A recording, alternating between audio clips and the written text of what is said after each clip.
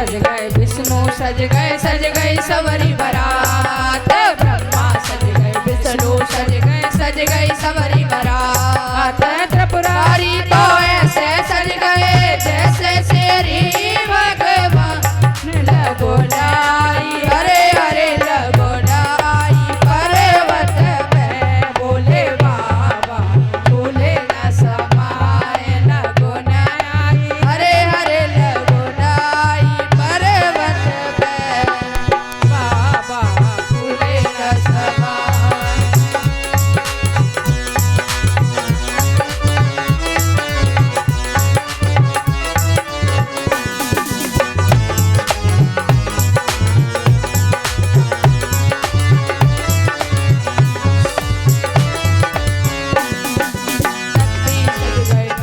सज गए सवरी बारात। इंद्र सज गए नारद सज गए सवरी बारात। त्रिपुरारी तो ऐसे सज गए जैसे श्री भगवान लगोलाई। हरे हरे लगोलाई पर्वत पे बोले बाबा भूले न समाए लगोलाई। हरे हरे लगोलाई पर्वत पे बोले बाबा भूले न समाए।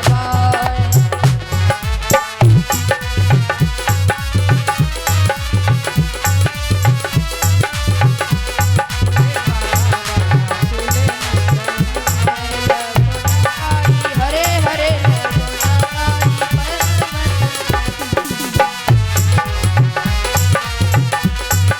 भूतौ सज गए चुड़ैलो सज गए सवरी बारात। भूतौ सज गए चुड़ैलो सज गए सवरी बारात। त्रिपुरारी तो ऐसे सज गए जैसे श्री भगवान लगोलाई।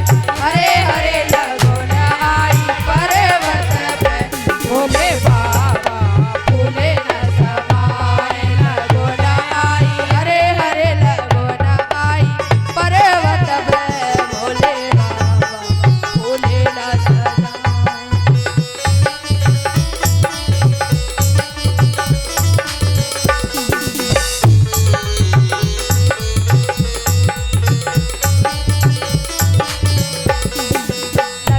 सज गए बृहस्पति सज गए सवरी बारात। शुक्र सज गए शनिचर सज गए सवरी बारात। त्रिपुरारी तो ऐसे सज गए जैसे श्री भगवान लगोलाई।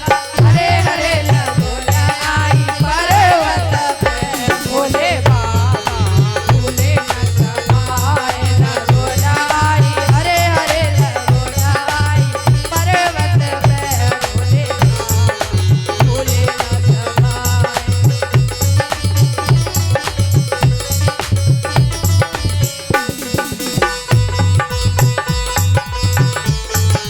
बाबा भूले न समाए लगोलाई। मातौ सज गए बहनौ सज गए सवरी बारात। मातौ सज गए बहनौ सज गए सवरी बारात। त्रिपुरारी तो ऐसे सज गए जैसे श्री भगवान लगोलाई।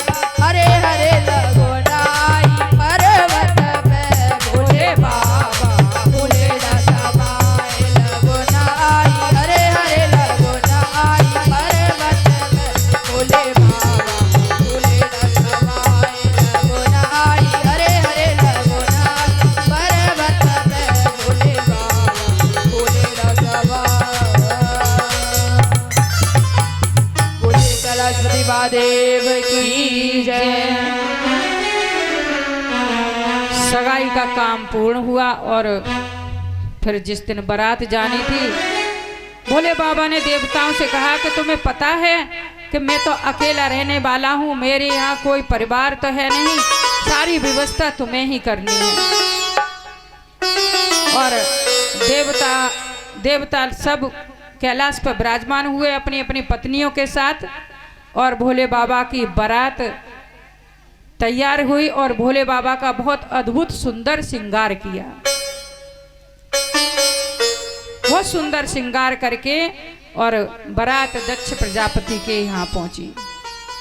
क्योंकि श्रृंगार का वर्णन कल जब विवाह होगा माता पार्वती के साथ तब पूरा वर्णन किया जाएगा।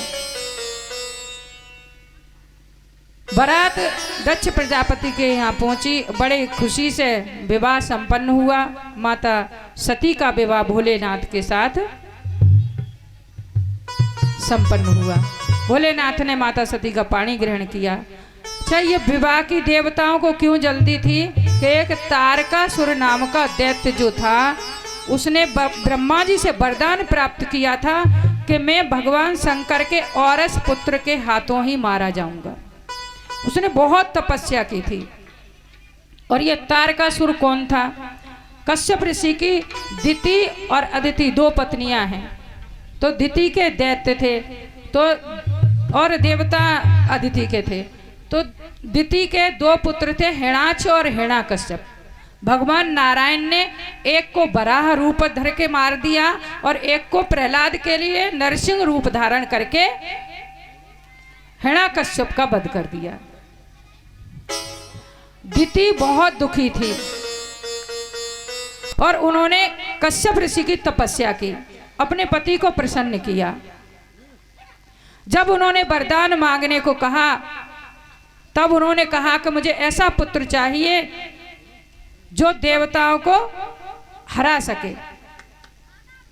कश्यप ऋषि ने पुंसवन व्रत बताया और कहा कि ये व्रत तुम अच्छी तरह पूरा कर लोगी 1 साल का तो तुम्हारे बहुत बलवान पुत्र पैदा होगा, और अगर इसमें व्रत में कोई त्रुटि रह गई तो वो देवता बन जाएगा।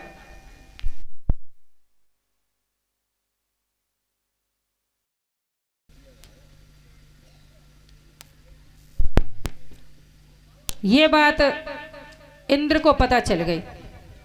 क्या हमारी मौसी, ये बहनें ही बहनें तो थी, दिति अदिति और ये सारी बताई ना, दक्ष प्रजापति की 60 कन्या थी। तो ये सब कश्यप ऋषि को ब्याही गई थी। तो पशु पक्षी हाथी घोड़ा मधु मक्खी जो कुछ जितने जीव है ना सब कश्यप ऋषि की संतान है।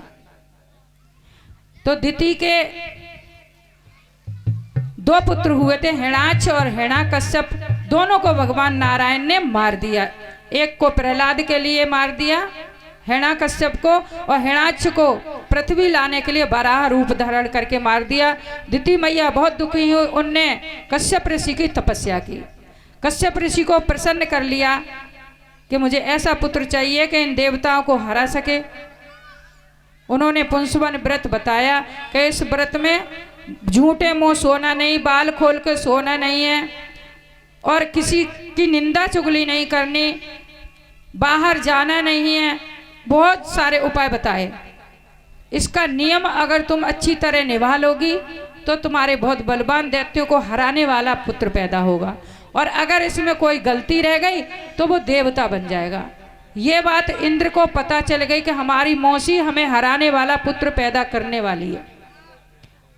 इंद्र उनकी सेवा में रूप बदल करके दिति की सेवा करने लगे कि कोई जरा सी गलती रह जाए और उसी में मैं अपना काम दिखा दूं।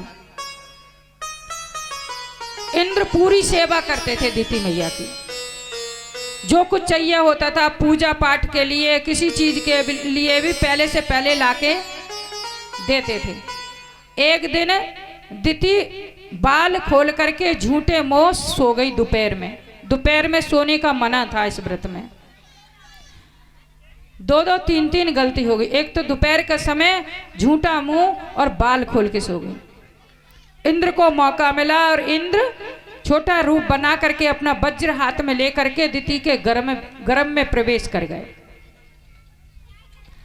और इंद्र ने उस गर्भ के 7 टुकड़े कर दिए। कितने टुकड़े कर दिए? 7। 7 बालक रोने लगे, क्योंकि तपस्या से जो बालक हुआ था तो उसकी मृत्यु नहीं हुई। 7 बालक, वो 7 टुकड़े 7 बालक बन गए, 7 रोने लगे। इंद्र ने उन 7 के 7 टुकड़े और कर दिए। अब कितने हो गए? 7 49। भाई उधर से आवाज आई। 49 हो गए वो बालक। 49 बालक रोने लगे और कहने लगे, भैया तुम हमें क्यों मार रहे हो, हम तुम्हारे भाई हैं। इंद्र प्रसन्न हुए और उन्होंने फिर आगे कोई टुकड़ा नहीं किया। और दिति मैया के आज 49 वो और एक इंद्र, उन्हीं के साथ बाहर आए। ये मरुदगढ़ कहलाए गए, ये देवता बन गए। दिति मैया ने तो एक बालक के लिए तपस्या की थी, प्रार्थना की थी, लेकिन यह 50 बालक पैदा होके और आंगन में खेलने लगे, पूरा आंगन भर गया। दिति मैया प्रसन्न हुई और इंद्र अपने रूप में आ गए। कहने लगे कि तुम ये बताओ कि ये चमत्कार हुआ कैसे। इंद्र डर गए कि कहीं श्राप ना दे दें। दिति ने कहा, तुम चिंता मत करो, मैं प्रसन्न हूं, मैं तुम्हें कुछ नहीं कहूंगी, तुम ये बताओ कि ये 49 बालक कैसे हुए। मैंने तो एक बालक की प्रार्थना की थी। इंद्र ने डरते डरते बताया कि मौसी, मुझे पता चल गया था तुम देवताओं को हराने वाला पुत्र पैदा करना चाहती हो, तो मैं आपकी सेवा में लगा और मुझे थोड़ी सी आपकी गलती दिखी, तो मैं तो बच्चे को नष्ट करने के लिए गया था, लेकिन ये तपस्या के बल से, आपकी तपस्या के बल से ये इतने हो गए। मैंने तो इनको 7-7 टुकड़े करे थे। बोलिए मरुदगढ़ों की जय हो। और वो 49 वो 50 इंद्र, ये सब देवता बन गए और ये मरुदगढ़ इंद्र के साथ ही चले गए। अब दिति फिर वैसी ही रह गई, उनको तो देवताओं को हराने वाला पुत्र चाहिए। उन्होंने दोबारा से फिर तपस्या की। अब कश्यप ऋषि फिर कहने लगे, जब ज्यादा तपस्या हुई तो प्रसन्न हुए, कहने लगे, देवी तुम्हें क्या चाहिए? कि जो मेरे बालक हुए वो तो देवता बन गए, अब मुझे देवताओं को हराने वाला पुत्र चाहिए। फिर उन्होंने तपस्या की कि ब्रह्मा जी की तपस्या करो। ब्रह्मा जी की तपस्या की तो एक उनके बजरंग नाम का एक पुत्र पैदा हुआ, बजरंग नाम का। फिर ब्रह्मा जी ने, उसने तपस्या की, बजरंग ने बहुत तपस्या की, लेकिन वो बड़े सही स्वभाव का था और इसने तपस्या करके ब्रह्मा जी से वरदान प्राप्त कर लिया। ये दैत्य लोग ना तपस्या बहुत करते थे और ब्रह्मा जी इनको वरदान देने के लिए आते थे, आना पड़ता था। ये कहो, जल्दी से ब्रह्मा जी वरदान देने आते नहीं है किसी को, क्योंकि पता होता है दैत्य ऐसी चीजें मांग लेते हैं कि हम कभी मरे ना, जैसे हिरण्याकश्यप ने मांगा। बजरंग नाम का पुत्र हुआ और फिर उसका ब्रह्मा जी ने एक बारांगी नाम की कन्या उत्पन्न की और उसका विवाह कर दिया।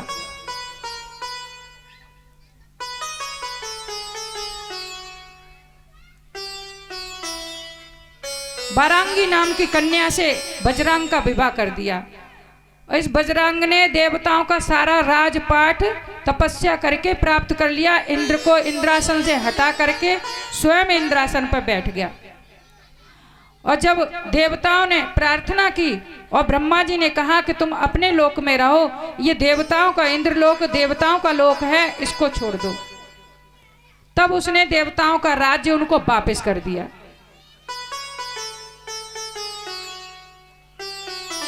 ये बात वो जो उसकी पत्नी थी बारांगी, उसको पसंद नहीं आई कि देवताओं का राज्य लेकर के फिर वापस क्यों कर दिया। उसको ये अच्छा नहीं लगा और उसने फिर ब्रह्मा जी की तपस्या की और उससे तपस्या से बलवान पुत्र की प्रार्थना की। तब ये तारकासुर नाम का उसके पुत्र पैदा हुआ, बजरंग के और बारांगी।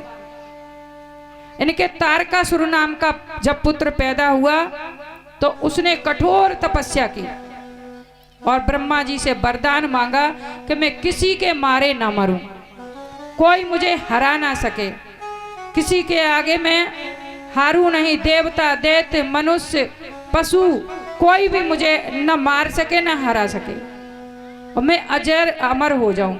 ब्रह्मा जी ने कहा अजर अमर इस पृथ्वी पे कोई नहीं हुआ, जो यहाँ आया है उसको तो मरना ही पड़ेगा, जो यहाँ पैदा हुआ है वो उसको नष्ट होना पड़ेगा, इसलिए तुम कोई और वरदान मांगो।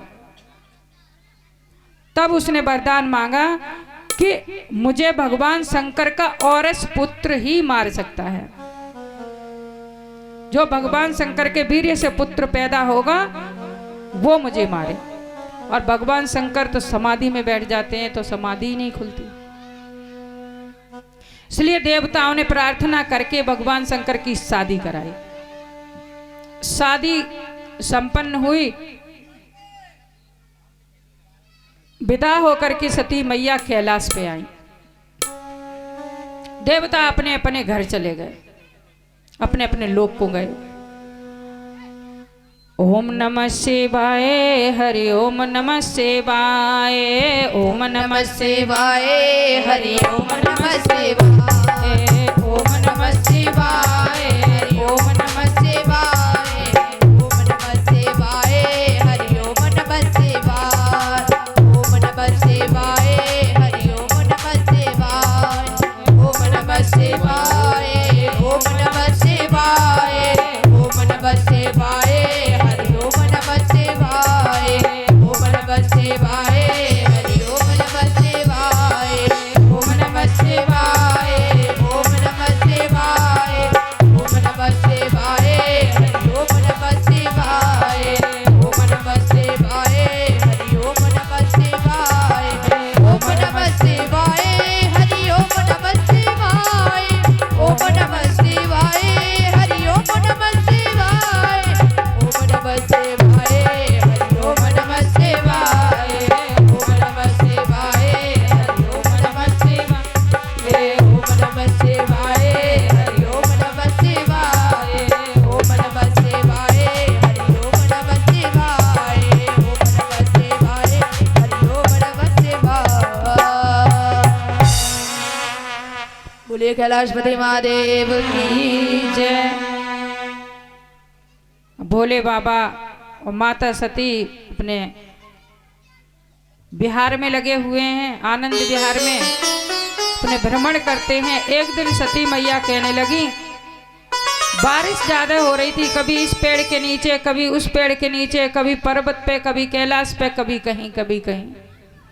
सती मैया कहने लगी, आपने एक भवन का निर्माण नहीं किया, एक मकान नहीं बनवाया। पशु पक्षी भी घोंसला बनाते हैं, अपने रहने का स्थान बनाते हैं, मुझे ये अच्छा नहीं लगता। भोले बाबा बोले कि ठीक है तो हम मकान बना देंगे। बोलो कहाँ बनाए, कैलाश पे या सुमेरु पे, हिमालय पे, कहाँ बनाए? वैसे सुमेरु पे मेघ नहीं जाते हैं तो वहाँ रह सकते हैं। माता सती ने कहा मैं हिमालय पे रहना पसंद करूंगी। हिमालय पे रही, 26 वर्ष हो गए और कोई संतान नहीं हुई। भोले बाबा कहते हैं ना कि अनंत, भोले बाबा अनंत हैं, अनंत का बिहार भी अनंत है और देवता ज्यादा दिन सब्र नहीं कर सकते। देवताओं ने स्तुति की भगवान की, भोलेनाथ की। एक दिन भोले बाबा घूमते घामते कुंभज ऋषि के आश्रम पे चले गए, बस एक भजन हो जाए। महल बनाने को कहा तो भोले बाबा बोले कि चलो बनाते हैं। अब माता पार्वती क्या कहती हैं? पार्वती बोली भोले से ऐसा महल बना देना, पार्वती बोली भोले से ऐसा महल बना देना, जोई भी देखे तो बोले क्या कहना भाई क्या कहना, कोई भी देखे तो बोले क्या कहना भाई क्या कहना। पार्वती बोली भोले से ऐसा महल बना देना, पार्वती बोली भोले से ऐसा महल बना देना, कोई भी देखे तो बोले क्या कहना भाई क्या कहना, कोई भी देखे तो बोले क्या कहना।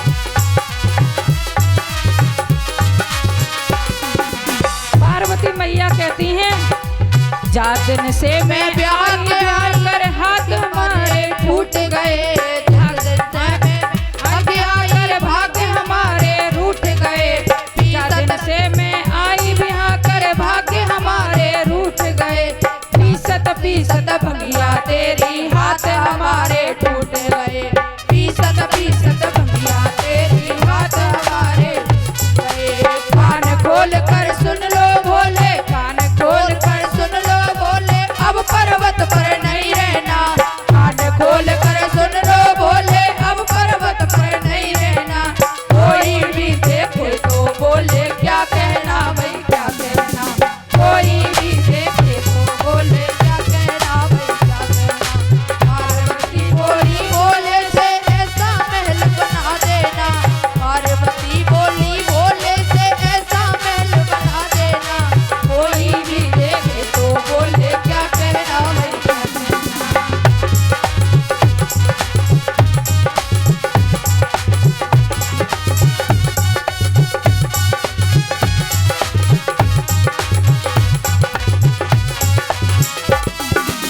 जब माता पार्वती ने ज्यादा आग्रह किया तो कहते हैं ना, पत्नी की जिद के आगे पति को हारना पड़ता है, हार मान लेनी पड़ती है।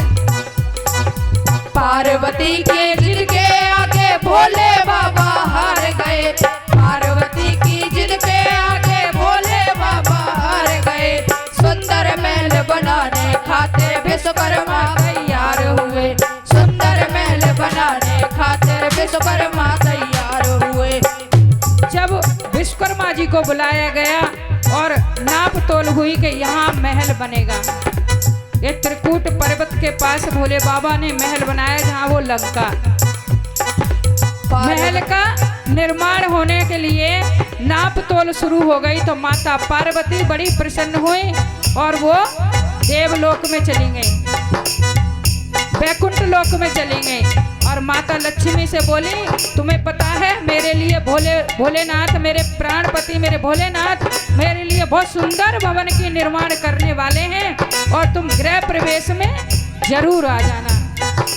पार्वती लक्ष्मी से बोली गृह प्रवेश में आ जाना, पार्वती लक्ष्मी सुंदर महल बनाने खातिर विश्वकर्मा तैयार हुए, सुंदर महल बनाने खातिर विश्वकर्मा तैयार हुए। हे पार्वती लक्ष्मी से बोली गृह प्रवेश में आ जाना, पार्वती लक्ष्मी से बोली गृह प्रवेश में आ जाना, कोई भी देखे तो बोले क्या कहना भाई क्या कहना, कोई भी देखे तो बोले क्या कहना भाई क्या कहना। अब माता पार्वती कहती है महल मेरी पसंद का होना चाहिए, ये ना है कि जैसे मर्जी बना दो, किचन मेरे पसंद की होनी चाहिए, बेडरूम ड्राइंग रूम सब मेरे पसंद के होने चाहिए। सोना चांदी हीरे मोती चमक रहे हो दम दम दम, सोना चांदी हीरे मोती चमक रहे हो दम दम दम, दास दासियां बजे हाजरी मेरी सेवा में हरदम, दास दासियां भरे हाजरी मेरी सेवा में हरदम।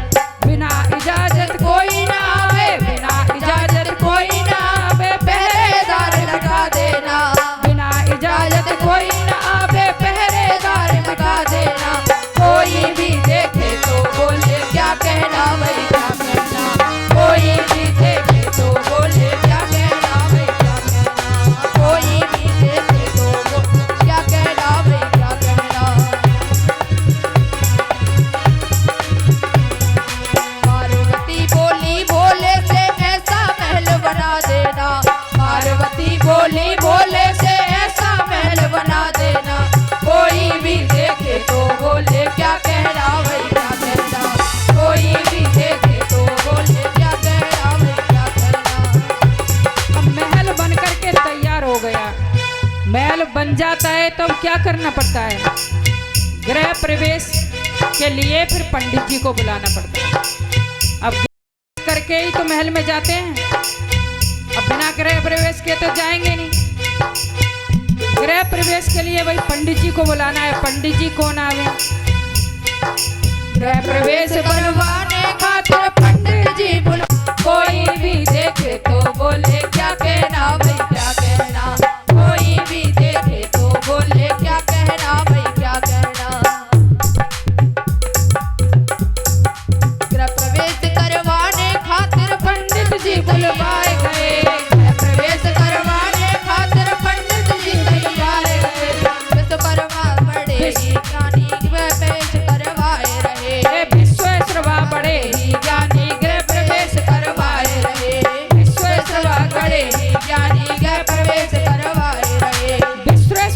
कौन हैं? ये रावण के पिताजी हैं और ये गृह प्रवेश करवाने के लिए आए हैं और गृह प्रवेश करवा रहे हैं, पूजा पाठ करा रहे हैं और महल की बढ़ाई कर रहे हैं। बहुत सुंदर महल बना है। विश्वेश्वर वा बड़े ही ज्ञानी गृह प्रवेश करवाए रहे। विश्वेश्वर बड़े ही ज्ञानी गृह प्रवेश करवाए रहे। सुंदर महल बना सोने का इसे दान में दे देना। सुंदर महल बना सोने का इसे दान में दे देना। कोई भी देखे तो बोले क्या कहना भाई क्या कहना। कोई भी देखे तो बोले क्या कहना भाई क्या कहना। पार्वती बोली बोले से, पार्वती बोली बोले से ऐसा महल बना देना। पार्वती बोली बोले से ऐसा महल बना देना। कोई भी देखे तो बोले क्या कहना भाई क्या कहना। कोई भी देखे तो बोले क्या कहना भाई क्या कहना। अब इससे हमें क्या सीख मिलती है? इससे सीख मिलती है, जो भाग्य में लिखा है वही मिलेगा, उससे कुछ भी फालतू मिलेगा न कम मिलेगा। जिसकी जो किस्मत में लिखा बस उतना ही मिलना है। जिसकी जो किस्मत में लिखा बस उतना ही मिलना है। मालिक की मर्जी के बिना तो पत्ता भी नहीं हिलना है। मालिक की मर्जी के बिना तो पत्ता भी नहीं हिलता है। तू तो भजन करे जा प्यारे इस दुनिया से क्या लेना। तू तो भजन करे जा प्यारे इस दुनिया से क्या लेना। कोई भी देखे तो बोले क्या कहना भाई क्या कहना। कोई भी देखे तो बोले क्या कहना भाई क्या कहना। पार्वती बोली बोले से ऐसा महल बना देना। पार्वती बोली बोले से ऐसा महल बना देना। कोई भी देखे तो बोले क्या कहना भाई क्या कहना। कोई भी देखे तो बोले क्या कहना भाई क्या कहना। कोई भी देखे तो बोले क्या कहना भाई क्या कहना। कोई भी देखे तो बोले क्या कहना भाई क्या कहना। कोई भी देखे तो बोले क्या कहना। बोलिए कैलाश महादेव की जय। बोले माता पार्वती की जय। अब महल बनवाया, अब वो दान में चला गया। अब मैया तो जैसी थी वैसी ही रह गई। अब कहा भोले बाबा बोले चलो सुमेरु पे रहेंगे, कि सुमेरु पे नहीं, मैं हिमालय पे ही रहूंगी। हिमालय पे माता पार्वती और भोले बाबा रहते हैं और हिमालय उनकी बहुत सेवा करते हैं, क्योंकि उनका तपोभूमि वही है, तपो स्थान भोले बाबा का वही है। हिमालय पे, कैलाश पे, कहीं भी वो, मंदराचल पे, वैष्णो वाराणसी, वैष्णो तो हर स्थान भोले बाबा का है। कोई स्थान ऐसा नहीं है जहां भोले बाबा ना हो, हर जगह है। कण कण में वास उनका है, हर जीव में वास उनका है। हिमालय और हिमालय की पत्नी मैना और हिमालय उनकी बहुत सेवा करते हैं और भोले बाबा को अपना दामाद मानते हैं और माता सती को अपनी पुत्री मानते हैं। काफी दिन वहां रहते रहते हो गए। एक दिन भोले बाबा भ्रमण करने प्रयागराज चले गए। वहां अनेक ऋषियों के आश्रम हैं प्रयागराज में। प्रयागराज में महा का मेला लगता है। वहां ऋषि महात्मा, बहुत संत ऋषि मुनि इकट्ठे होते हैं और महा में स्नान करते हैं। अपने अपने वहाँ टेंट लगा करके अपनी अपनी कुटी बना लेते हैं और वहाँ 1 महीने स्नान करते हैं। 1 महीना पूरे सब ऋषि मुनियों ने स्नान किया और वहाँ भोले बाबा भी माता सती के साथ चले गए। एक बार कुंभज ऋष पाए, एक बार कुंभज ऋष पाए, गए अखिलेश्वर संग सती भवानी, गए अखिलेश्वर संग सती भवानी। माता सती के साथ भगवान भोलेनाथ एक बार अगस्त ऋषि के आश्रम में चले गए और वहां भरद्वाज मुनि ने कथा के लिए आग्रह किया और वहां राम कथा भोले बाबा ने भी सुनी, माता सती ने भी सुनी और भोले बाबा ने राम कथा सुनी और भक्ति का निरूपण उनको समझाया कि भक्ति कैसे करनी चाहिए। और वहां से जब विदा होकर के आने लगे तो भोलेनाथ सोच रहे हैं कि भगवान ने अवतार लिया है गुप्त रूप में, अगर दर्शन हो जाते तो कितना अच्छा था। सोचते चले आ रहे हैं और तभी उस समय भगवान श्री राम सीता मैया का हरण हो चुका था और सीता मैया के विरह में वो वन में भटक रहे थे। लता पता पेड़ पौधों से लिपट चुपट रहे थे। कितने हे खग मृग हे मधुकर सेनी तुम देखी सीता मृग नयन, सबसे सीता मैया का पता पूछ रहे थे। उसी समय भोलेनाथ ने भगवान श्री राम के और लक्ष्मण के दर्शन किए। श्री राम जी व्याकुल हैं सीता मैया के विरह में और लक्ष्मण जी उनको सांत्वना देते हैं, समझा रहे हैं।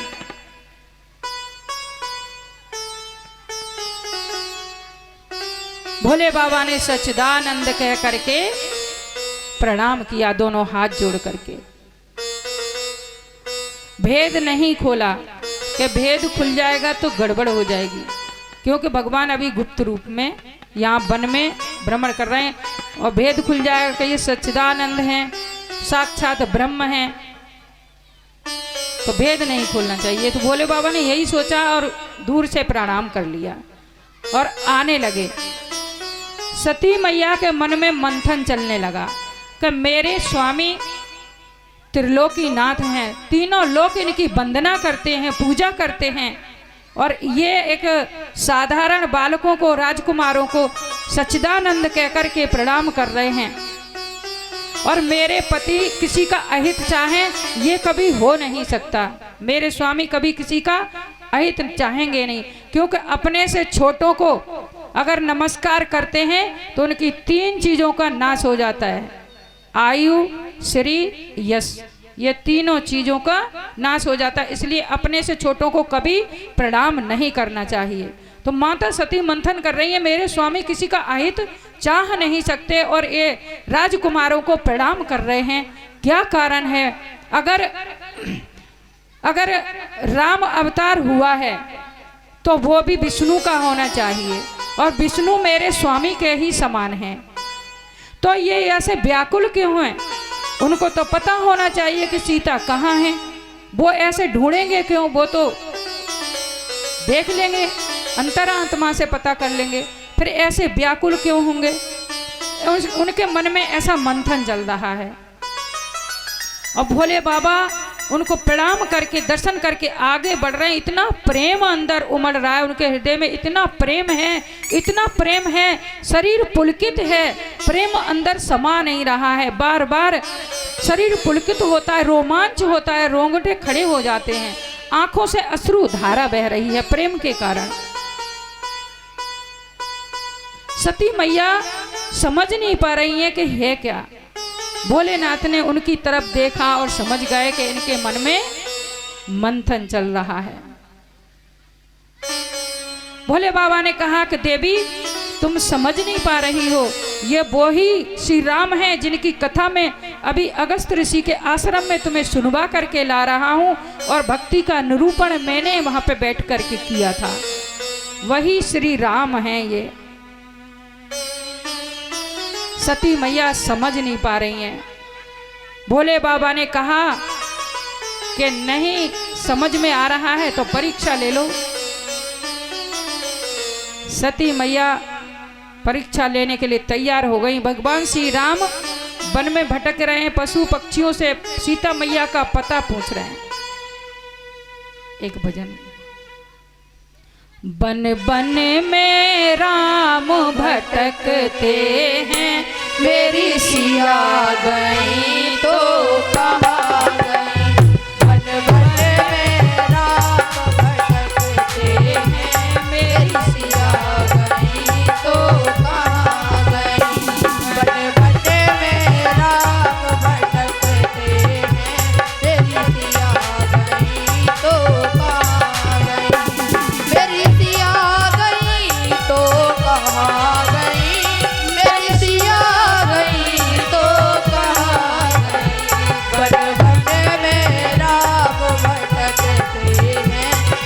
सिया गई तो कहाँ गई।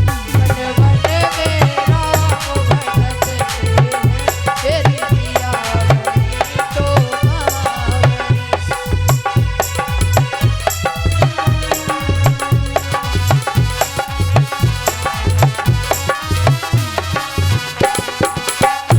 ए सूरज चंदा तुम बोलो मेरी सिया का पता बता देना।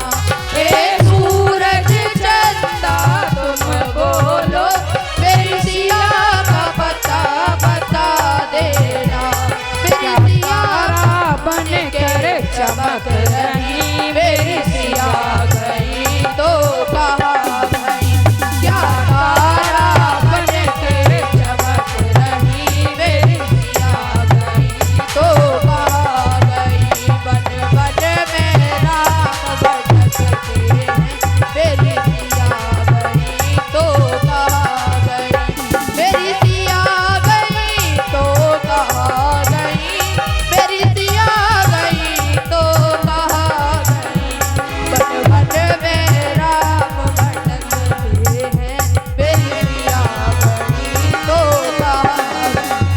हे गंगा जमुना तुम बोलो मेरी सिया का पता बता देना। हे गंगा जमुना तुम बोलो मेरी सिया का पता बता देना। क्या लहरों में वो बह गई मेरी सिया गई तो कहाँ गई। क्या लहरों में वो बह गई मेरी सिया गई तो कहाँ गई। बन बन में राम भटकते हैं, मेरी सिया गई तो कहाँ गई। बन में राम भटकते हैं, मेरी सिया गई तो कहाँ गई। वे उड़ते पंछी तुम बोलो मेरी सिया का पता बता देना। हे उड़ते पंछी तुम बोलो मेरी सिया का पता बता देना। क्या चिड़िया बन कर उड़ गई मेरी सिया गई तो कहाँ गई। क्या चिड़िया बन के उड़ गई मेरी सिया गई तो कहाँ गई। बन बन में राम भटकते हैं, मेरी सिया गई तो कहाँ गई।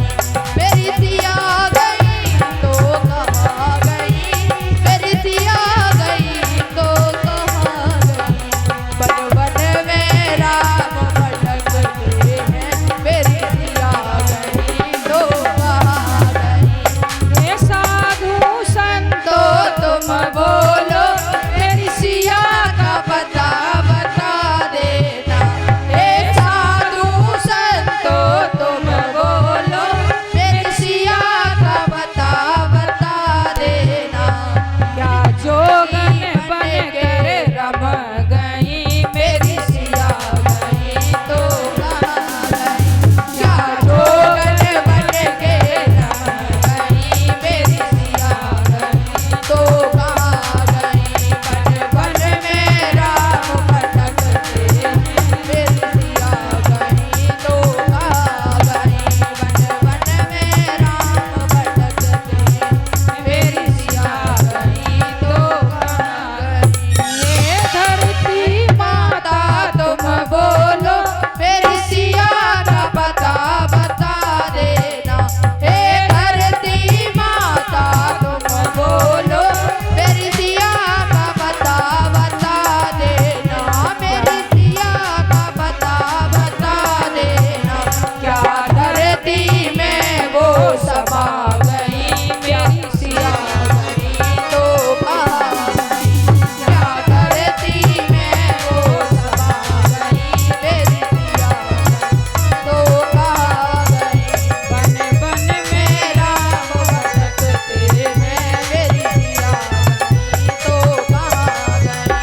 बन बन में राम भटकते हैं, मेरी सिया गई तो कहाँ गई। मेरी सिया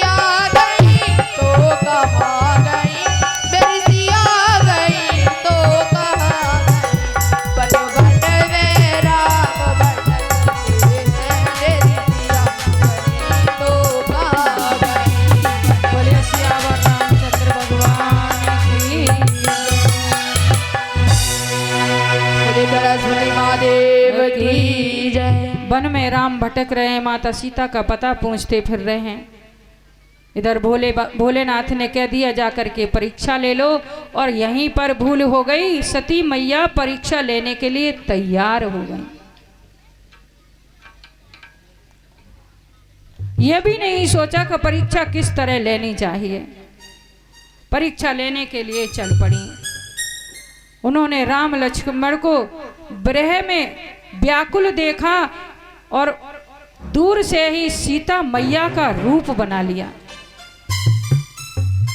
ये ज्यादा विचार नहीं किया कि कैसे परीक्षा लेनी चाहिए, और सीता माता का रूप बना करके सामने से ऐसे आने लगे जैसे सीता जी ने कहीं छुपने का नाटक किया हो और अब सामने से चली आ रही हूं। ऐसे सीता माता का रूप बना करके चली आ रही हैं सती मैया। भगवान श्री राम तो एकदम चकित रह गए। जो विरह का, व्याकुलता का जो उनके चेहरे पे भाव था एकदम लुप्त हो गया। लक्ष्मण जी आश्चर्य से देखने लगे। भगवान श्री राम ने सती मैया से कहा,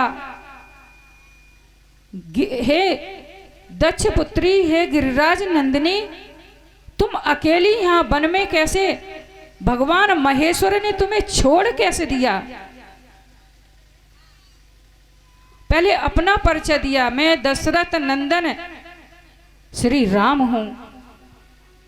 आपने भोलेनाथ ने छोड़ कैसे दिया? इसमें ही उनको समझ जाना चाहिए।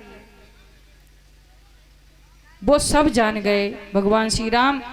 और सती मैया व्याकुल हो गई। जिधर देखती हैं उधर ही सीता राम लक्ष्मण, जिधर देखती, जिधर मुख करती हैं उधर ही सीता राम लक्ष्मण उनको दिखाई देते हैं। चारों तरफ जैसे वो वन ही राम सीता लक्ष्मण मय हो गया हो। जिधर मुख करती हैं उधर सीता राम लक्ष्मण, जिधर मुख करती हैं उधर सीता राम लक्ष्मण। सती मैया व्याकुल हो गई, वहीं बैठ गई।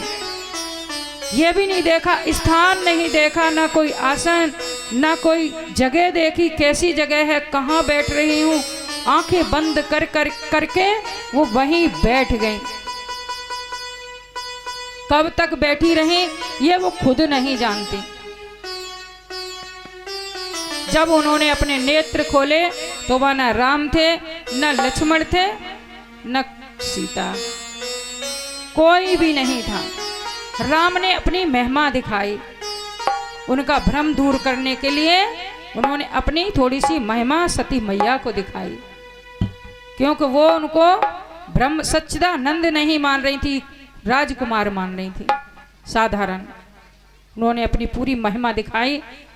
जब नेत्र खोले तो वहां कोई नहीं था। कब तक बैठी रही वो खुद नहीं जानती। वहां से उठ करके चली। बड़ा मन में पछतावा है कि मैं अपने स्वामी को अब जाकर के क्या कहूंगी। बड़े दुखी मन से सती मैया भगवान भोलेनाथ के पास गए। भोलेनाथ एक बट वृक्ष के नीचे बैठे थे। जब सती मैया नहीं मानी थी और व्याकुल थी परीक्षा लेने के लिए, तभी भोलेनाथ ने कह दिया था, होइए वही जो राम रच राखा, को कर तरक बढ़ावै शाखा। सती मैया से कह दिया था तुम जाओ परीक्षा लो, मैं इसी बट वृक्ष के नीचे बैठा हूं। अब लौट के आकर के देखा तो भोलेनाथ उसी बट वृक्ष के नीचे आसन जमाए बैठे हैं। सती को देखा तो बड़े प्रसन्न हुए और कहने लगे, कहो देवी कैसे परीक्षा ली? कुछ बोल नहीं सकी। कहने लगी, प्रभु मैंने कोई परीक्षा नहीं ली, मैंने आपकी ही तरह हाथ जोड़ करके प्रणाम कर लिया। यह दूसरा झूठ हो गया उनका। एक भूल वहां हुई, परीक्षा लेने के लिए गई, और दूसरी भूल ये झूठ बोल करके उन्होंने कर दी। भोलेनाथ सोच रहे हैं कि इतने चाव से एक तो परीक्षा लेने जाना और वापस आकर के कहना कि मैंने कोई परीक्षा नहीं ली, ये तो बात कुछ हजम होने वाली नहीं है। भोलेनाथ सर्वेश्वर हैं, सर्वव्यापक हैं, सर्व अंतर्यामी हैं, सनातन हैं, और माता पार्वती सनातनी शक्ति हैं। लेकिन शक्ति होते हुए भी ऐसी व्यवस्था, ऐसा प्रारब्ध बन गया कि वो झूठ बोल गई। भोलेनाथ ने ध्यान लगाया और सब कुछ जान गए और कहने लगे, मन में सोचने लगे कि अब मेरी इस शरीर से सती के साथ भेंट नहीं हो सकती, क्योंकि सती ने मेरी मां सीता का रूप बना लिया। लक्ष्मण जी ने भी पहचान लिया था, पर बोले कुछ नहीं थे। लक्ष्मण जी सीता के चरण देखते थे, लेकिन इन चरणों में उनको वो आकर्षण दिखाई नहीं दिया था, तो लक्ष्मण जी चुप रह गए थे उस समय, और राम जी पहचान गए थे सती मैया को। आज भोले बाबा ने प्रतिज्ञा करी कि मेरी इस शरीर के साथ सती की पति के रूप में भेंट नहीं हो सकती। सती मैया का भोलेनाथ ने त्याग कर दिया। आकाशवाणी हुई, धन्य है त्रिपुरारी, धन्य है भोलेनाथ, धन्य है आप ही ऐसी प्रतिज्ञा कर सकते हैं, दूसरा संसार में क्या तीनों लोकों में कोई नहीं कर सकता। आकाशवाणी हुई, सती मैया पूछ रही है, स्वामी आपने कौन सी प्रतिज्ञा की है। भोलेनाथ बात को बदल जाते हैं और वहां से उठ करके चल दिए। सती मैया और भोलेनाथ कैलाश की तरफ जा रहे हैं।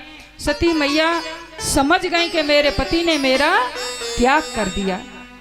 अनेक प्रकार की अनेक पुराणों की प्राचीन कथाएं सुनाते जा रहे हैं कि इनका मन ज्यादा व्याकुल ना हो, ये दुखी ना हो, इसलिए अनेक कथाएं सुनाते चले जा रहे हैं। कैलाश पे आए, आज पहला अवसर था कि भोले बाबा ने अपना आसन स्वयं अपने शाश्वत वट वृक्ष के नीचे अपने हाथों से बिछाया। शादी के बाद यह पहला अवसर था। सती मैया को आसन बिछाने का मौका नहीं दिया भोले बाबा ने, और आसन जमा करके समाधि में बैठ गए।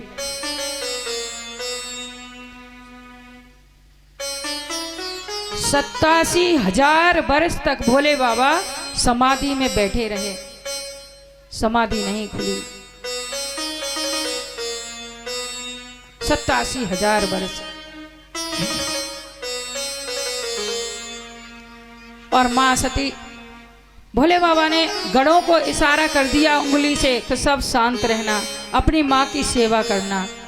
87,000 वर्ष तक समाधि में बैठे रहे। सती मैया हमेशा भगवान से प्रार्थना करती थी कि हे प्रभु, अगर आप सच्चे हो, सच्चिदानंद स्वरूप हो, तो मेरा ये शरीर जल्दी छूट जाए, मेरी ये देह जल्दी छूट जाए।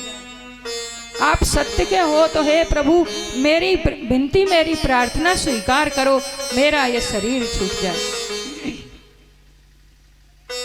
सती मैया सेवा में रहने लगी। कैलाश पे भोलेनाथ समाधि में बैठ गए। 87,000 बाद जब विमान आकाश से जा रहे हैं, चंद्रमा का विमान जा रहा है, ऋषि मुनियों के, देवताओं के विमान आकाश से जा रहे हैं, उसी समय भोलेनाथ की समाधि खुली। ओम ओम प्रणव का नाम लेते हुए भोलेनाथ ने धीरे धीरे अपने नेत्र खोले। सती मैया समझ गई कि आज मेरे स्वामी समाधि से जागे हैं। पुष्पों की अंजलि भर करके लेकर के चरणों में चढ़ाने के लिए आई। भोलेनाथ ने वो पुष्प हाथ में ही ले लिए, चरणों में चढ़ाने नहीं दिए। तटस्थ होकर के वो पुष्पों की अंजलि अपने हाथों में ले ली। जब मुझे सती मैया बैठना चाह रही है तो भोले बाबा ने सम्मुख आसन दे दिया, सामने आसन दे दिया। सती मैया उस आसन पे बैठ गई। बैठने कहो कि बैठना पड़ा। किसी के लिए अग्नि का आसन, कांटों का आसन सुखदाई होगा, जो सती मैया के लिए वो उनका बिछाया हुआ आसन था दुखदाई। अगर नहीं बैठती हैं तो अपमान होता है पति का। बैठ गई, कहो कि बैठना पड़ा। सती मैया समझ गए कभी ये मुझे वाम भाग में स्वीकार नहीं करेंगे।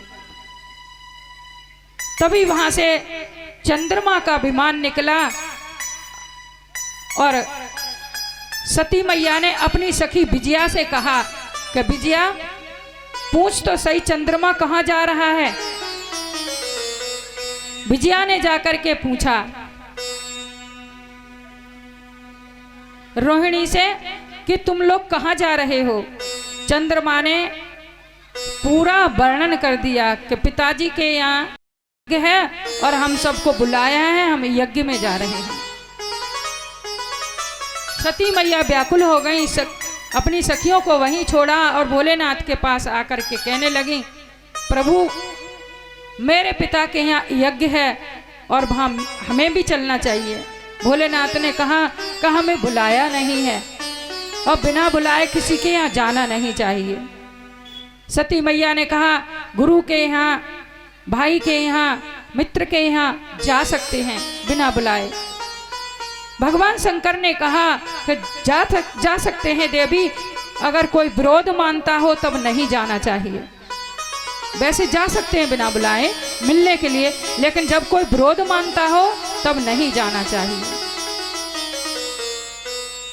सती मैया रोने लगी, व्याकुल हो गई। भोलेनाथ समझाते हैं कि मत जाओ, जिद करने लगी। भोले बाबा कहते हैं पीहर न जाओ गौरा वहाँ तेरा निरादर है। पीहर न जाओ गौरा वहाँ तेरा निरादर है। पीहर न जाओ गौरा वहाँ तेरा निरादर है।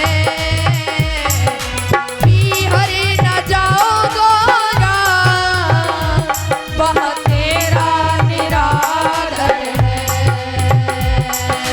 पीहर न जाओ गौरा वहाँ तेरा निरादर है। पीहर न जाओ गौरा वहाँ तेरा निरादर है।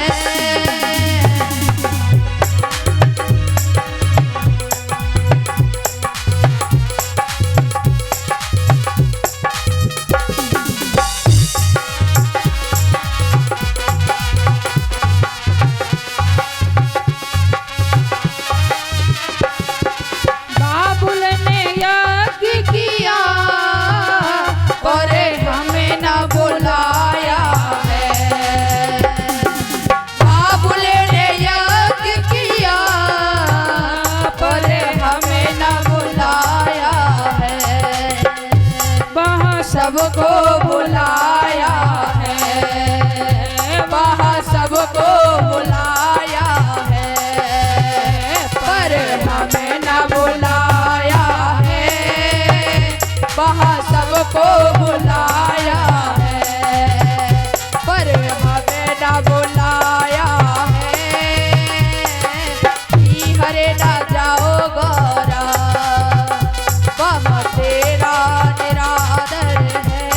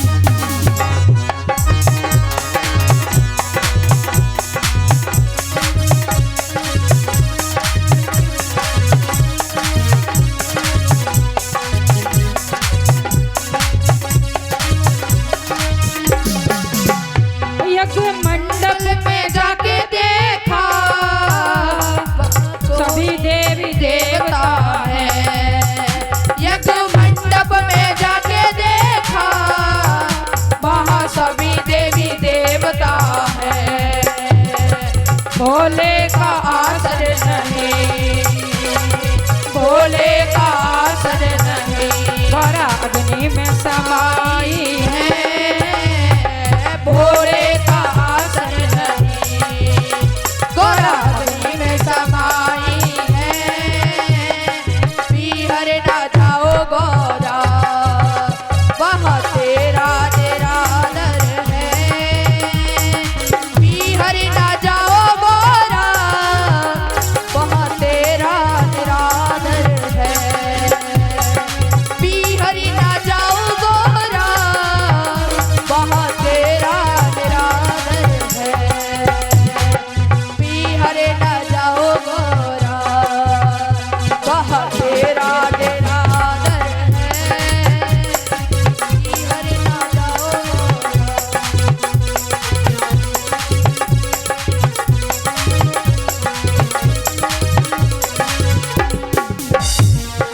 भोले को खबर मिली शिव तांडव रचाया है। जब भोले को खबर मिली शिव तांडव रचाया है, दक्ष का सिर काट कर अग्नि में चढ़ाया है, दक्ष का सिर काट कर अग्नि में समाया है। पीहर ना जाओ गौरा, वहाँ तेरा निरादर है। पीहर ना जाओ गौरा, वहाँ तेरा निरादर है। पीहर ना जाओ गौरा, वहाँ तेरा निरादर है। बोले शंकर भगवान की। ओम नमः पार्वती पते हरे हरे महादेव, हरे हरे महादेव। माता सती नहीं मानी तो भोले बाबा ने अपने कुछ गढ़ों को साथ कर दिया और नंदीसुर को कहा इनको अच्छी तरह बैठा करके और इनके मायके में ले जाओ। और भोले बाबा जान गए कभी ये वापस नहीं आएंगे, तो भोले बाबा ने उनके जो खिलौने थे, गेंद, कपड़े, जो कुछ जेवरात जो कुछ था, सब एक पोटली में बांध करके साथ ही दे दिया था कि ये सब यहाँ रहेंगे तो मुझे बाद में इनकी याद आएगी। सती मैया पहुंच गई और उन्होंने जाकर के यज्ञ मंडप में देखा, उनका किसी ने आदर नहीं किया। दक्ष ने तो बिल्कुल नहीं। माँ जरूर मिली गले और बहना बड़ी मुस्कुराती हुई मिली, ताने मार रही है तेरा भोला तो भिखारी है। जब सती मैया ने यज्ञ मंडप में देखा तो वह भोले का आसन नहीं था। कहते ना, जाति अपमान सब अपमानों से बढ़ करके होता है। कोई अपना अपमान करता है तो वो सब अपमान से बढ़ करके लगता है, उसमें मृत्यु भी प्यारी लगती है। और सती मैया ने अपने प्राण दे दिए। नंदीसुर ने जब उनको पता चला तो उन्होंने यज्ञ विध्वंस करना शुरू कर दिया। जो गढ़ आए थे कुछ सामग्री फैला दी, कुछ खा ली। कुछ गढ़ जो थे भोले बाबा के दुख की वजह से अपने अंगों को ही काटने लगे, कुछ मर गए, कुछ अंग भंग हो गए और कुछ भाग करके कैलाश पे पहुंच गए। वहां भृगु ऋषि यज्ञ की रक्षा के लिए ऋषभ नाम के गढ़ पैदा किए। उन्होंने ऐसे मंत्र बोले और बहुत वहां पे युद्ध हुआ, बहुत परिस्थिति खराब हो गई थी।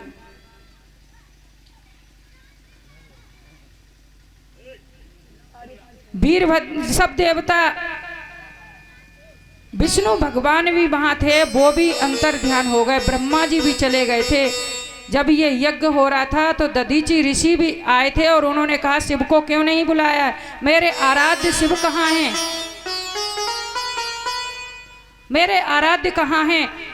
और दधीची ऋषि वहां से उठ करके चले गए थे और जो अच्छे शिव भक्त थे वो भी उठ करके चले गए थे। दक्ष ने उस समय कहा था कि मैंने विष्णु को बुला लिया है, ब्रह्मा जी को बुला लिया है, शिव का यहाँ क्या काम है, मैंने उनको नहीं बुलाया है और आप सब हैं यज्ञ का काम पूरा करो।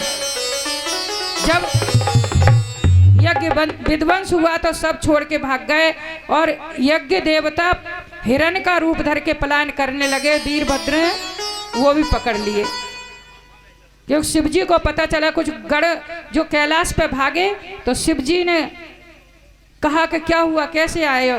कि माता सती ने जान दे दी, अपने प्राण दे दिए। तो भोले बाबा ने अपनी जटा एक उखाड़ी और जमीन पे पटक दी। उससे वीरभद्र जटा जूटधारी त्रिलोचन प्रकट हुए। जटा की एक सिरे से डाकनी, सांकनी, चामुंडा, परपट, चौपट, हारी, बीमारी, 100 प्रकार के ज्वर, ये सब पैदा हुए। और एक तरफ से वीरभद्र पैदा हुए। वीरभद्र को भोलेनाथ ने कहा कि तुम जाओ और यज्ञ विध्वंस पूरी तरह करके तब आकर के नील धारा के जल से आचमन करना। नील धारा यानी गंगा जी के जल से आचमन करना। वीरभद्र की जब सेना चली, उस समय आंधी तूफान की तरह चल रही थी। चारों तरफ उल्कापात टूट टूट कर गिर रहे थे, अपशगुन हो रहे थे। क्या होने वाला है? सब ऋषि मुनि परेशान हैं, व्याकुल हैं। दक्ष कह रहे हैं मैंने आप लोगों के बल पे ही ये यज्ञ शुरू किया था जो शिव को नहीं बुलाया था, शिव को नहीं बुलाया था।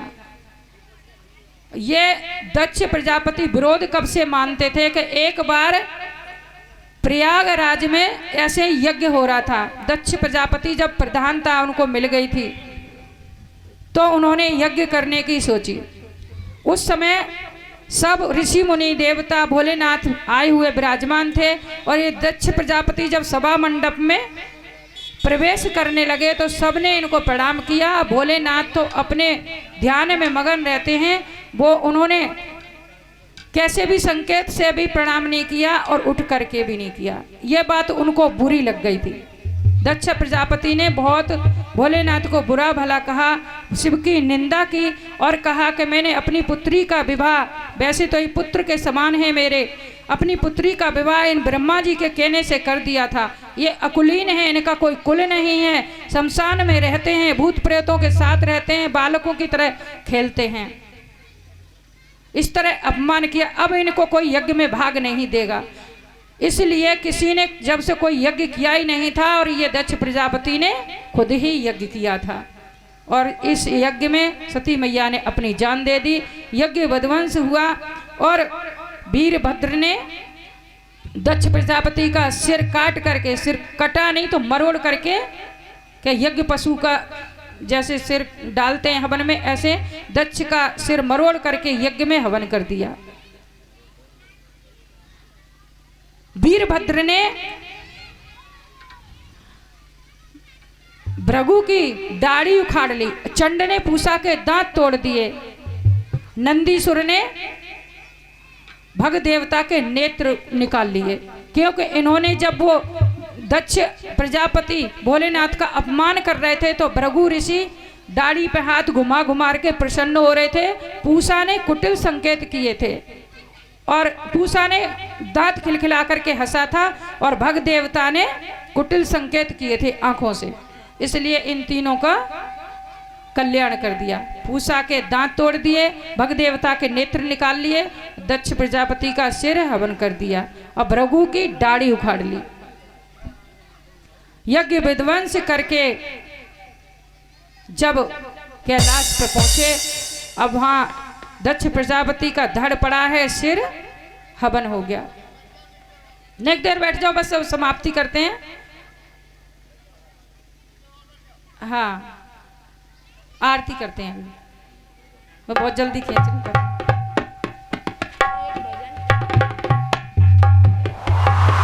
सब देवता ब्रह्मा जी के पास गए और ब्रह्मा जी को लेकर के कैलाश पे पहुंच गए और भोलेनाथ की स्तुति की।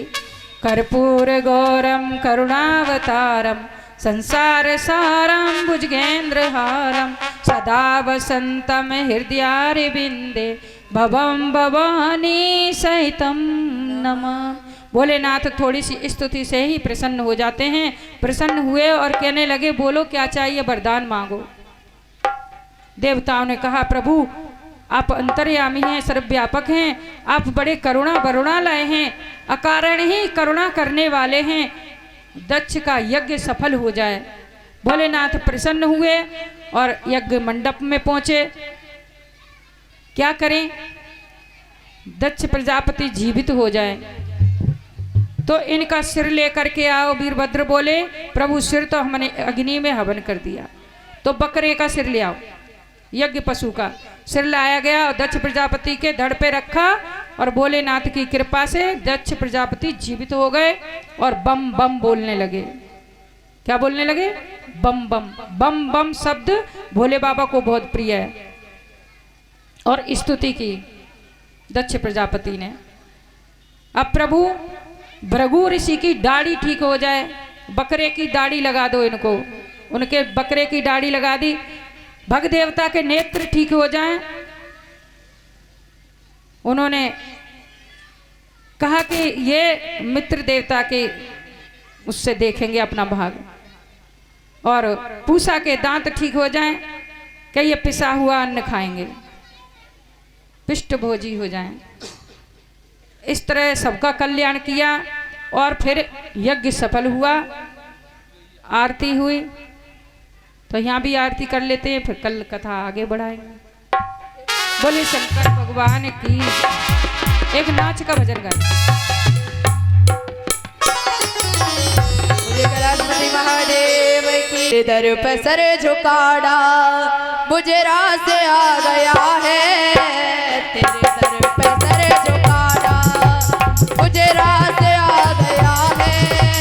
तेरे दर पे सर झुकाड़ा, हाँ तुझे मिल गया पुजारी, तुझे मिल गया ठिकाना। तुझे मिल गया पुजारी, मुझे मिल गया ठिकाना। मुझे रात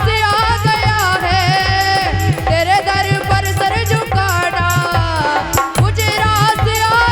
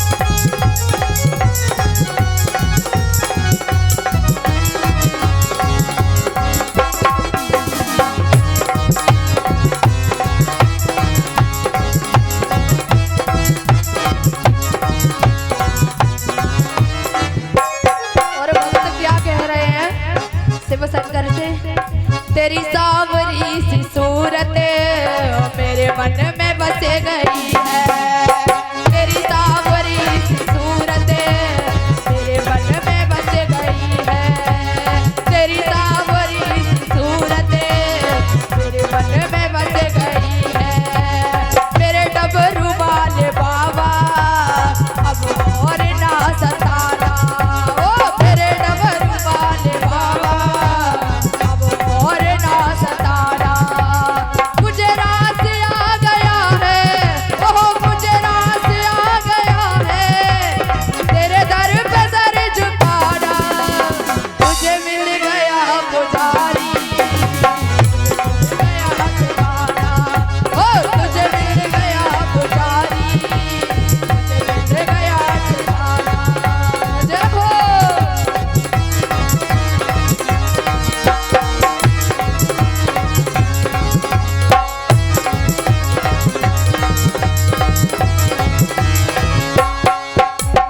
दुनिया की ठोकरों से मैं आया तेरे द्वारे, हाँ दुनिया की ठोकरों से मैं आया तेरे द्वारे।